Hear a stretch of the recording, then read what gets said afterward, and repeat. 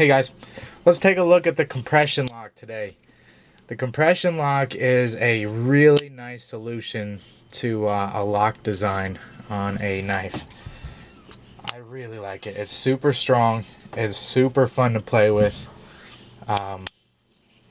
And I mean, basically that's it. It's light, it's fun, and it's strong.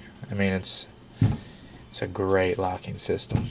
And all it really is, at heart, it's just a reverse liner lock.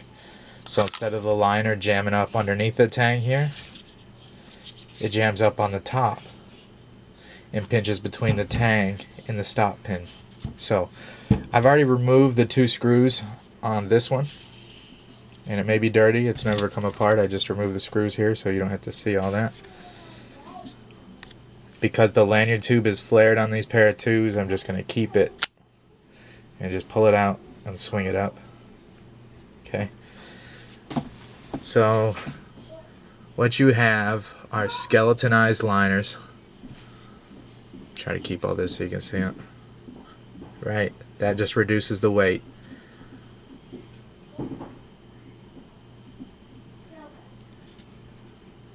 And a Chris Reeve like pivot bearing system. So if you can see this was the washer that was on. Let me push this back down for you. So then that sits on the washer. The washer sits on the blade, and the bearing sits inside there. It's not a bearing, it's more like a bushing. And you can see this little bit pokes into your liner, and that's what ties it all together. So you can't. It's hard to get blade play out of these, as long as the tolerances are right. So anyways, let's take it down a little farther for you. So hopefully you can see how that has a shoulder on it. And this goes on here, right? And then your liner, this comes down and pinches on there. It sits on that shoulder, and it's all done at the perfect thickness to have, the washer sit in there. So that's where you get your nice free blade action, and why you can tighten up the pivot on them as tight as you want, and it still keeps that nice free action. Okay, so here's the heart of the system here. It's, like I said, it's just a liner lock that's been reversed. So instead of jamming up here, it jams up on the top. But I believe it's stronger than a liner lock, a normal liner lock, because this tang here is filled up by this tab, right? So there's a stop pin that's tied in all the way through these liners on both sides. And if you were to hit down on this blade to make the lock fail, it just gets pinched harder between the stop pin and the tang. So if you were to really crank down on this, yeah, you could dent this area here, but because it's a spring and it'll travel over the lock bar a little more, or over the width of the knife here, it's going to self-adjust because this is ramped right here where it jams up against it. It's at a ramp, so it self-adjusts. Right? So it's thicker on this side than it is on this side. So as any kind of blade play comes in here, that tang just travels farther and farther over towards the non-locking scale and self-adjusts. So it's a genius way to solve the lock problem, and as you put pressure on the spine, it locks up tighter and tighter. Because how is this lock? I think most frame locks are more prone to slipping than they are to actually buckle at the thinnest point here. A lot of people talk about, oh yeah, your recessed area here, and you can have this big thick piece of titanium, but if you mill out this thinness, you know, it's really only as strong as its weakest part. So the whole lock bar is dependent on that. So really this is not much different than a liner lock. And I agree with that. I mean, it's the truth. The benefit to a frame lock is the harder you grip it, the more you lock it tight.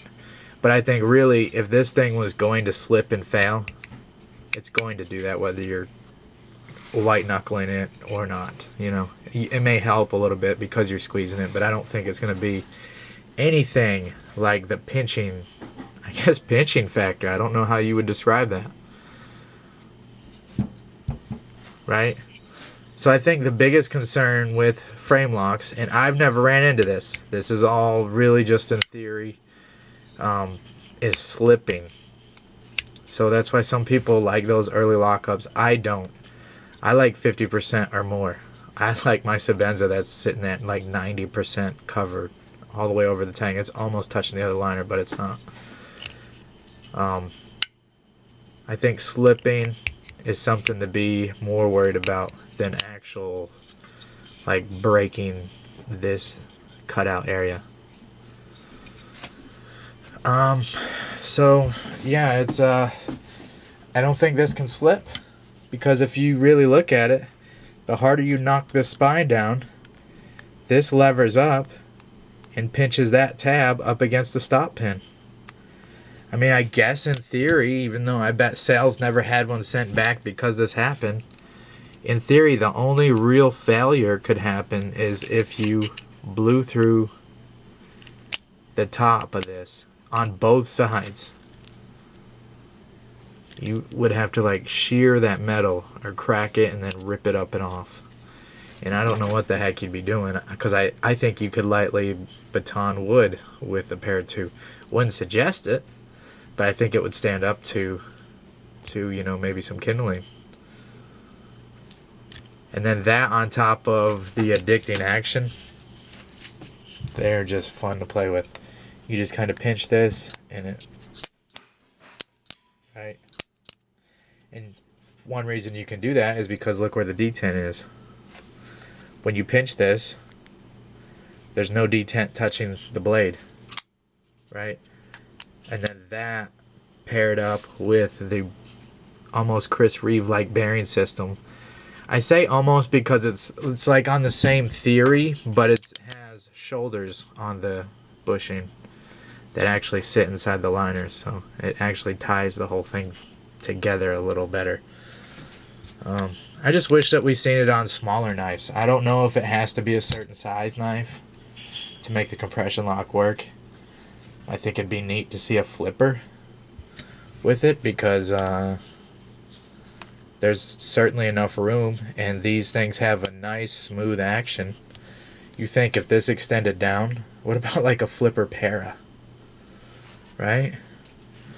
There's enough room. You could have something sticking way out here and it would clear all the making. Like, you can't really have a flipper lock back because there's just not enough clearance. There's no clearance, right? So that wouldn't work. I think it would be cool to see a flipper, especially if Spyderco is going to start getting into these flippers. I think it'd work. It'd be a lightweight solution, very strong design, and obviously Sal and crew think the same. They wouldn't have put it on this self-defense knife here, the Yojimbo. I don't know the correct pronunciation. Very strong. I don't feel any with up and down play. I handled a lot of these. A few of them do have some side-to-side wiggle. This particular one does not. This one has maybe a little flex, but maybe I could adjust the pivot. But then again, the way the bearing is set up, unless there's just loose screws, if these are both tightened down, then there's no way to take that out. But it's still not bad. Yeah. Great solution. Only gets stronger as pressure is applied to the spine because it pinches harder. Very nice. Hey guys, as always, I appreciate it. And maybe let me know what you think. I'll keep doing these breakdown videos. I think I've already done the triad lock.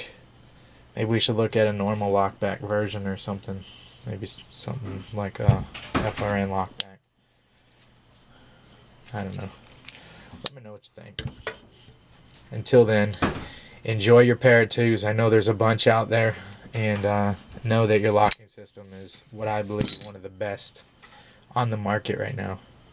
Maybe not the strongest. I think Triad may have that, but I would guess for the weight ratio to strength ratio, this is at the top. Another one that's great, and this video is not about that, would be the ball lock. We'll take this one down next. That will be next. The ball lock. Because this is a nice solution as well. Really is. A little more weight and maybe not as sturdy. I'm not sure. Alright guys. Thanks a lot. Have a good day. See ya.